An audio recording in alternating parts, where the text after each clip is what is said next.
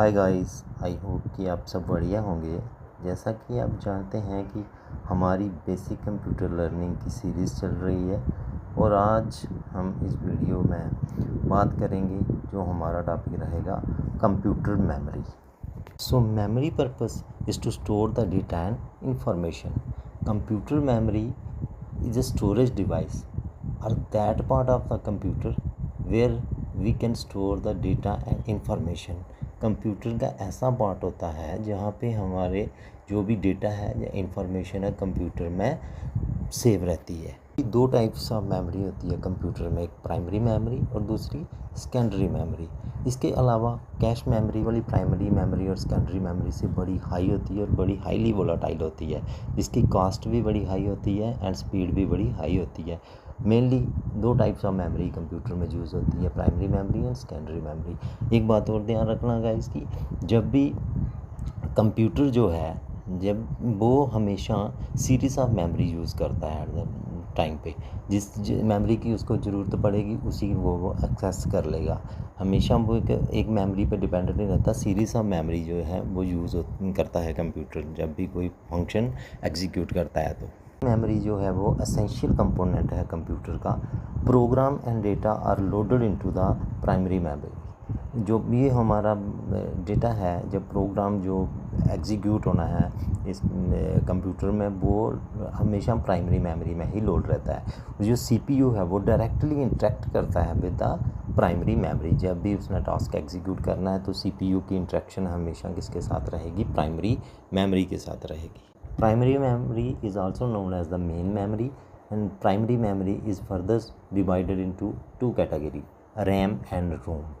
RAM, random access memory, and ROM is read-only memory. Further RAM is divided into two parts, SRAM and DRAM. SRAM is static random access memory and DRAM is dynamic random access memory.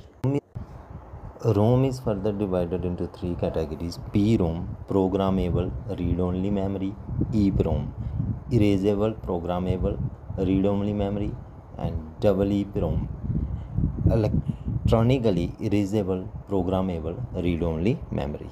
Type जो है हमारी memory system की आ गई secondary memory. Secondary memory जो comparatively primary memory से जो है कि बहुत ही स्लो होती है।